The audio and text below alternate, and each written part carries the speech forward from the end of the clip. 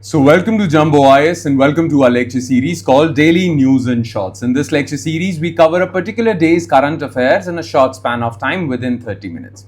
Now, just watching this lecture would be job half done. As I say this always, just watching it would be job half done because just after watching it, you need to revise it as well. Why? Revision helps in consolidating these current affairs in your memory. Otherwise, you'll quickly forget them. Now, you can revise these current affairs from the notes provided by us, and these notes are shared on our Telegram channel. The link to our Telegram channel is provided in the comment section below this video. Okay. Now, I know these current affairs have been a little late. This current affairs lecture is behind its schedule, but like they say, better late than never. So, we are going to cover 4th of July 2025's current affairs through this lecture. Okay, so let's take a look at the topics, the list of topics that we are going to cover today. Okay, so let's begin. All right, so daily current affairs, 4th of July 2025 for the day of Friday. Okay, here are the topics. Number one on this list is American Independence Day. You see, 4th of July every year is celebrated as American Independence Day. Now, American Revolution is part of your world history syllabus. Okay, world history is part of your syllabus, especially in mains, and American Revolution is part of that. So that is why we are covering this as current affairs. Okay, so we'll talk about the significance and the background of American Revolution, American War of Independence, and American Declaration of Independence, and why was 4th of July chosen as American Independence Day. We'll talk about this. Then, recently, Government of India has allowed all these cab aggregators, Uber, Ola, to charge surge pricing. Surge pricing, which means that when there is high demand for taxis, cabs, well, the prices of the fares increase. The prices of these cabs increase, right? And the government has allowed them to charge 2x, that is twice the amount of fares they normally charge. Okay, so we'll talk about the issue of surge pricing, dynamic pricing. Okay. Then, as we all know, PM Modi is on a 5-nation tour. His first stop was Ghana, and now he is currently in Trinidad and Tobago, right? But when he went to Ghana, well, he signed various important agreements. Plus, we need to be aware of Ghana. We need to be aware of its significance for India. Plus, in prelims, geographical or geography related questions, location related questions are asked. So, we will also talk about the location of Ghana. Where is it? On which gulf or which ocean does it lie? What are its bordering countries? We'll talk about that because questions can be asked. Okay, so we'll talk about this. And on 4th of July, there was this very important article in the Indian Express newspaper with respect to tuberculosis, that India is slowly and gradually taking control of this epidemic in India, tuberculosis, closing in on TB. But the thing is that it is a very detailed article, and it requires a detailed separate discussion. Therefore, I will cover this topic in a separate video tomorrow, okay, where we will talk about all the issues related to TB. You just have to focus on that video, and everything related to TB would be covered in that video. Okay, so we'll have a separate discussion for this. The reason why I mentioned this in the topic list was just to tell you that on Friday, 4th of July, this topic was also covered, but we are not going to discuss it today. We are going to discuss it in a separate video. So in today's lecture, we are going to focus on just these three topics. So let's start our discussion on these three topics, starting with American War of Independence or American Independence Day. Now look, the thing is that 4th of July every year is celebrated as American Independence Day. Now, where did United States of America got its, from where did it get its independence? Well, it got its independence from the British. Okay, the British colonized North America, many parts of North America, and they were doing certain things that made the people in those colonies not delighted or not happy. Therefore, they rose in rebellion. They fought against their British colonists. Okay, and they achieved independence after fighting a long war, which is known as American War of Independence. Okay, but on 4th of July, all these people who were fighting against the British, they got together, okay, and they basically signed a document which is known as Declaration of Independence. Now, because that Declaration of Independence document was signed on 4th of July, though they achieved independence a little later, we'll talk about it, but because it was signed on 4th of July, that is why 4th of July every year is celebrated as Independence Day. Okay, so the thing is, many of you are not aware of this issue, how United States of America got its independence. Okay, so let's talk about the background of this issue. Okay, because like I said, world history is part of your syllabus. Okay, so all right, so American Independence Day, so it is celebrated 4th July every year. So the thing is that the British, UK, colonized North America. Okay, their first colony was in Virginia in around 1607. Okay, round about this date. Okay, and thereafter they established many colonies. By 1770s, there were 13 colonies of the British in North America. Okay, now the thing is that by 1770s there were these 13 colonies, right? Now these 13 colonies, people in these 13 colonies were not happy with British rule. Okay, they were not at all happy with British rule. Plus the British were fighting a lot of wars, so they required money for that. So the British actually raised taxes on these colonies. Plus, when people opposed when people protested against this, well, they passed many laws to brutally crack down on these protests.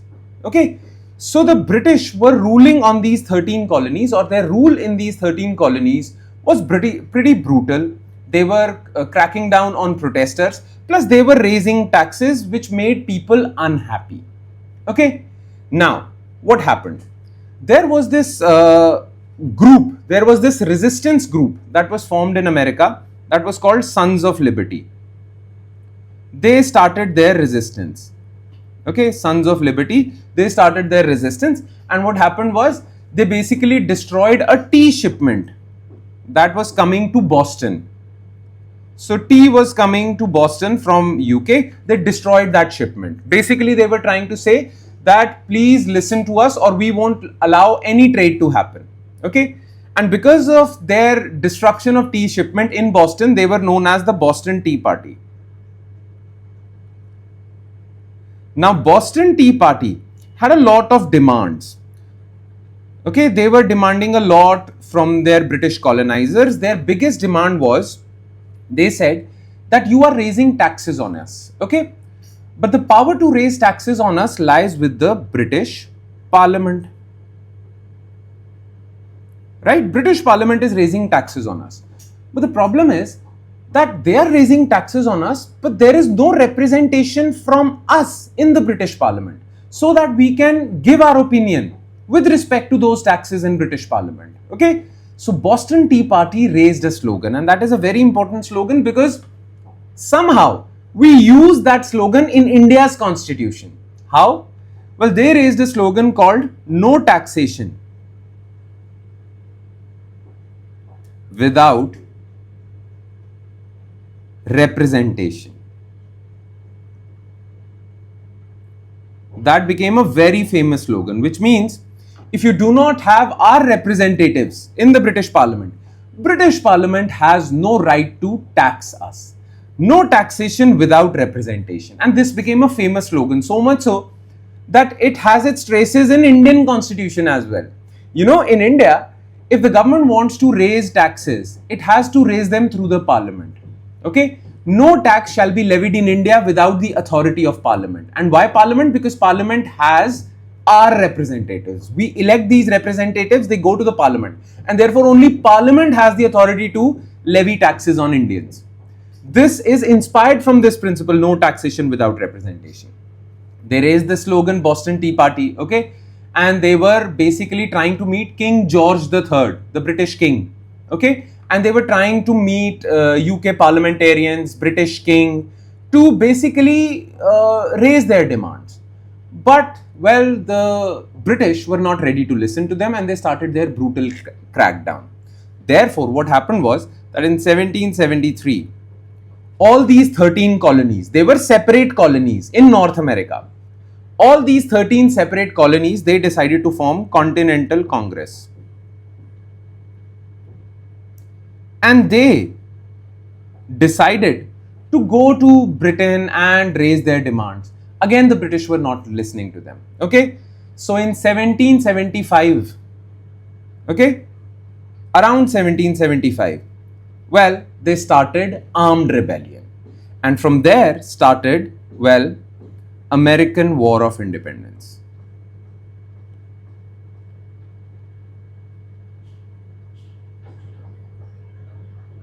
Against the British. Now, this war went on till 1783, when the British finally acknowledged that they have been defeated and they are going to grant independence to these 13 colonies, 13 separate colonies. Okay, so in 1783 they got independence. But why do they celebrate 4th of July as their Independence Day? The thing is that when Continental Congress got together in 1776, all the leaders of this Continental Congress of these 13 colonies, they signed on a document called Declaration of Independence.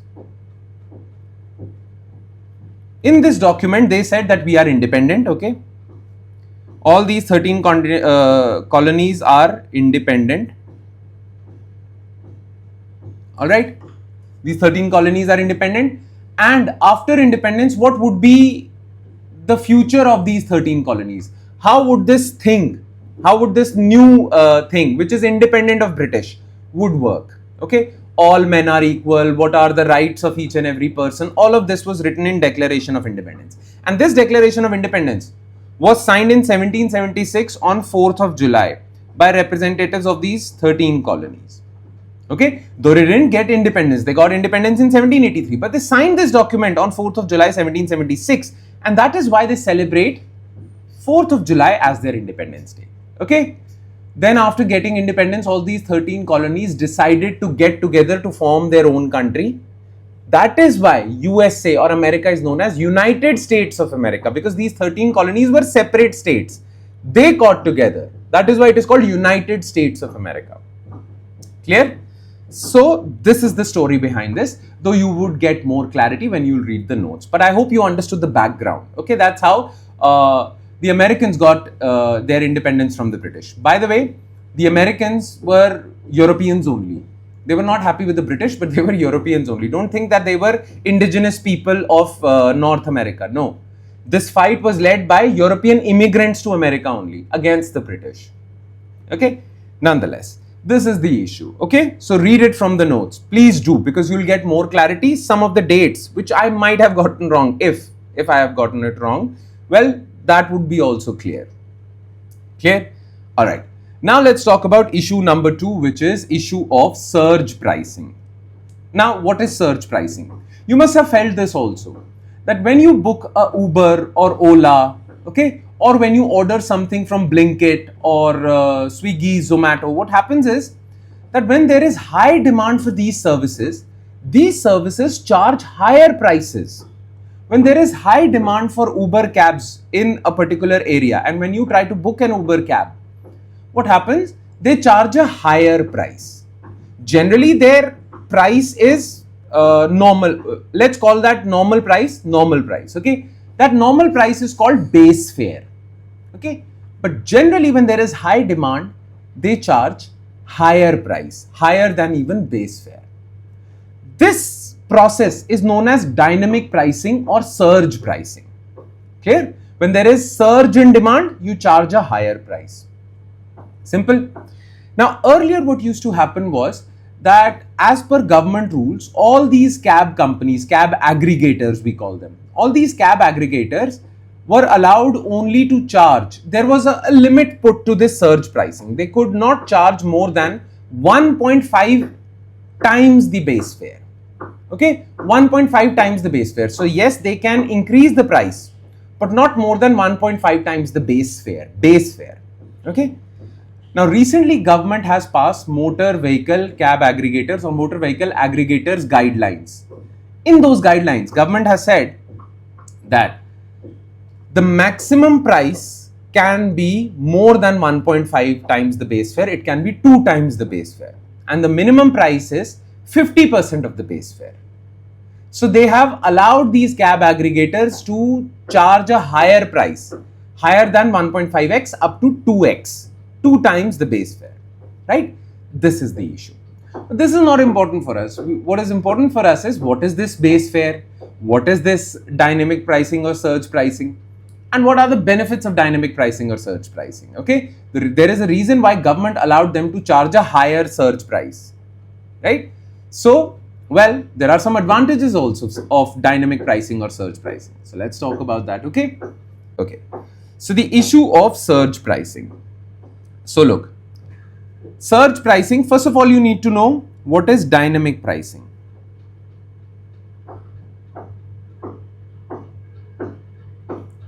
Look, generally all these services charge a particular price, let's call it base fare. So all these cab, they charge a base fare, and many other services, they charge a base fare. But the thing is that prices of anything are dependent upon demand and supply. Now, dynamic pricing is a model that says that under normal circumstances, when there is normal demand and supply, we will charge a base price.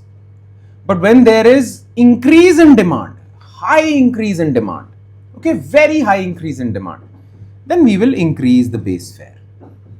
And when there is significant decline in demand is so low that it is even lower than supply, then we are going to reduce base fare. This is known as dynamic pricing. Dynamic pricing is a methodology in which prices change real time based on the demand.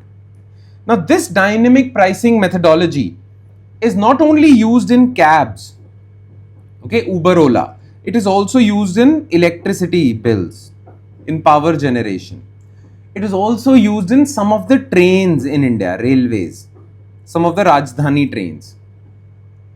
The price changes real time, like stock markets. Okay, this is known as dynamic pricing. Clear? Now, dynamic pricing has two legs or two parts. Within dynamic pricing, when there is high demand, so understand it like this. Within dynamic pricing, when there is high demand, well, you charge a higher price. When there is low demand, you charge a lower price. Okay. Within dynamic pricing, when there is high demand, we say that we are being charged surge pricing or surge price, right? So basically, you can understand it like this, that surge pricing is one component of dynamic pricing. Though dynamic pricing and surge pricing are used interchangeably, but surge pricing is just one component of dynamic pricing. Okay, that's the thing. Clear? Makes sense? So this is simple. Now the government has said that earlier cab aggregators, Uber and Ola, they could have charged 1.5 times base fare. Now, as per the new rules, they can charge twice the base fare, 2 times the base fare. Make sense? This is done. Now, the government has allowed them to do so. Okay. Now, surely dynamic pricing has some advantages. That is why government has allowed them to increase the pricing to up to 2 times the base fare. Because government knows that by doing this, it will make a lot of consumers unhappy. People like you and me who book cabs, they would be unhappy with this, right? But still government took this decision. Surely it has some advantages. Dynamic pricing has some advantages, right? Now, what are the advantages? There are many advantages, but the best advantage, the biggest advantage is dynamic pricing helps in solving this problem of demand, supply, mismatch. This problem gets solved very quickly. Demand supply mismatch. And they say that by solving this problem of demand supply mismatch, well, you are doing better resource management. Now I know what you guys are thinking. How is this problem of demand supply mismatch getting solved? Or what is this problem of demand supply mismatch? So I'll give you an example. Let's suppose there is some problem, okay, or some issue or XYZ circumstances, okay. Because of that, in your area, there is peak demand, high demand for cabs. Everyone is booking cabs because they want to go somewhere. There is some concert, some public personalities coming. Everyone is booking cabs. So demand for cabs has increased, but there are limited number of cab operators operating in your area. So supply is there, but demand has surged. Right? It has happened. Now what will happen? If there is high demand, but there is limited number of cab aggregators, well, there is a demand-supply mismatch. How do you solve for this demand-supply mismatch? You increase the price of the cabs. Now, when you increase the price of cabs, some of you would think that I'll take a bus, I'll take my own car. I won't book a cab because cab is very expensive at this time, right? So some of you would reduce the demand, right? So demand would come down, okay? Plus, many of the cab operators, they would think that they would get a higher price. So more and more people from neighboring areas would also bring their Uber and Ola. So the cab operators operating in other areas, they would want to come to your region because, well, price has increased. So supply would also increase. So this solves the problem of demand-supply mismatch. Clear? This is the thing. It happens in Blinkit also, Swiggy, Zomato. In fact, government is trying to introduce it in electricity also. When there is peak demand for electricity, you increase the price real time. So people would be more careful using electricity. They won't waste electricity. So some demand would come down. Yes. So this is the advantage of dynamic pricing, and government brought in dynamic pricing for cab operators. Government has introduced dynamic pricing for some trains in India, and government is trying to introduce dynamic pricing in electricity trading also. And slowly and gradually government is going to expand it, because this is a good way of solving this problem of demand-supply mismatch. Simple? Makes sense? I hope you understood that. Okay? Though rest of the information is given in your notes, so go through that as well. Alright. Now let's jump to third topic of the day, and that is PM Modi in Ghana. Okay? So as you all know, PM Modi began his 5-nation tour. He'll go to Ghana first, then Trinidad and Tobago, then Argentina, Brazil, and then he'll come back to Africa again, Namibia, and then back home. Right? This is the 5-nation tour. Now he began the first leg of his 5-nation tour, that was his visit to Ghana. Now this Ghana visit is very significant because in the last 30 years, no Indian Prime Minister visited Ghana. So this was the first Indian Prime Minister's visit to Ghana in the last 30 years. And when he went to Ghana, well, he was received warmly with full honors, and he was bestowed with, well, the highest civilian honor of Ghana, the Order of Ghana. Okay, the highest civilian, like we have Bharat Ratna, Ghana also has a civilian honor. PM Modi was bestowed with that. Now, what is important for us in this news? First of all, what were the key agreements that both these countries signed? This is important information for us from examination point of view. Then, where is Ghana? Because location related questions are asked in your prelims, so we need to be clear on that. And then third is, what is the significance of Ghana for India? Why are we going to Ghana? Why is Ghana important for us? Okay, so we'll talk about all these three things. So let's start. So PM Modi in Ghana. Okay, so first of all, some things were decided, some agreements were made. First of all, we have upgraded our ties to comprehensive partnership. Sorry, not strategic, comprehensive partnership. So India and Ghana are now comprehensive partners. This thing was done. Plus, currently the bilateral trade, import-export between India and Ghana is around $3 billion. Okay, they have decided, the two countries have decided to double it in 5 years, to take it to 6 billion. Okay, the Order of Star of Ghana was given to Prime Minister Modi. And you know what? Who's the founder of this country of Ghana, or who fought against colonial powers and got this country independence and became the first president of Ghana? It was Kwame Nkrumah. Okay, so Kwame Nkrumah is one of the founding fathers of modern Ghana. He talked a lot about decolonization against colonial powers. Okay, so PM Modi paid homage to Kwame Nkrumah. Plus, many other agreements were signed with respect to developmental aid to Ghana from India, infrastructure projects. Okay, we even offered assistance for developing UPI-like services in Ghana. So all these things were done. Clear? So this was there. Now let's talk about location of Ghana. So as you can see on this map, This is Ghana. Okay, this is Ghana. It lies on the coast of West Africa. This is West Africa. Right? Now this portion, this water body is known as Gulf of Guinea. Okay, it is part of Atlantic Ocean. So Gulf of Guinea, remember this part. Now as far as Ghana is concerned, it is bordered by 3 countries only. On the west, it's Côte d'Ivoire or Ivory Coast. On the right or east, it is Togo. And in the north, it is Burkina Faso. That's it. Okay. Another thing, well, Ghana has, well, the entire country of Ghana, there is this very famous river called Volta River. The entire country of Ghana lies in this Volta River basin. So remember this term, Volta. It is a river, Volta River basin. Plus, some years ago, this river was dammed. Okay, when you dam a river, a big water body is produced. So Lake Volta was produced. And Lake Volta is one of the largest artificial lakes in the world. Clear? This is Ghana. Make sense? So this is the location part of Ghana. No doubt, the capital of Ghana is Accra. Okay, where Prime Minister Modi met Ghanaian president. Okay.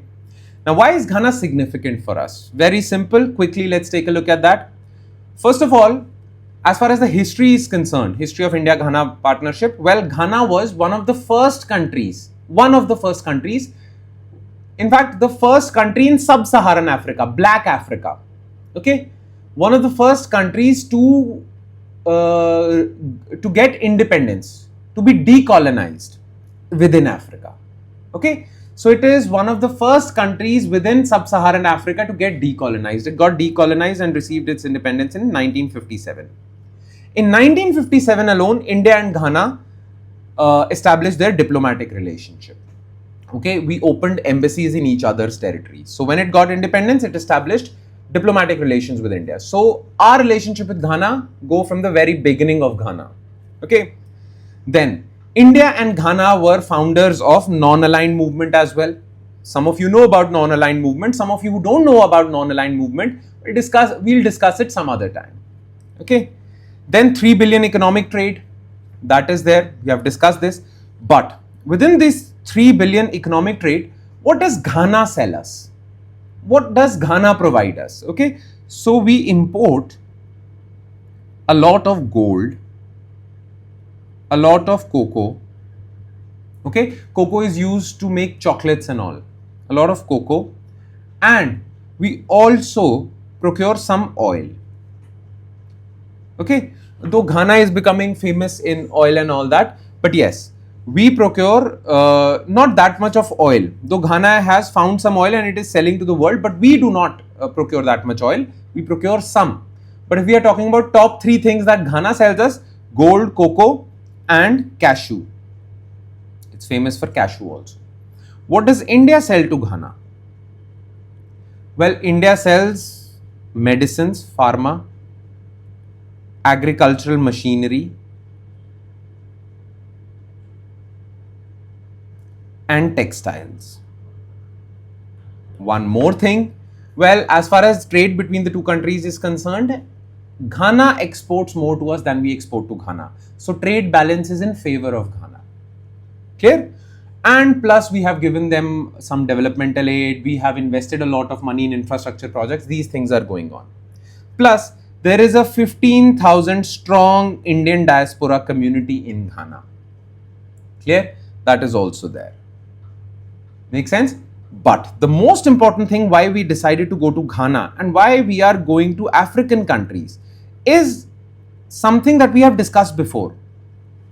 We want to encourage South-South cooperation. We want to become the leaders of Global South. Remember Global South, we have discussed Global South, right? So we want to increase our engagement with Global South, and many countries of Global South lie in Africa. So first of all, we want to increase our engagement with Africa. We also want to increase our engagement and represent the interests of Global South. So this visit is seen as South-South cooperation, because India also belongs to Global South, Ghana also belongs to Global South, right? This is the main reason. And that is why at the end of his tour, Prime Minister Modi will also visit Namibia, which lies in Southern Africa. That is the reason, because Africa is part of Global South and we want to increase our South-South cooperation. All right? That would be all. And with that, we conclude today's discussion. Thank you so much for watching, everyone. And I'm sure it has added value to your preparation. But it would add more value if you're consistent and regular with this lecture series. Plus, you revise this lecture from the notes provided on Telegram. So do not forget to do that. On that note, I'll be signing off with the promise of seeing you again with another set of news items. Thank you, everyone.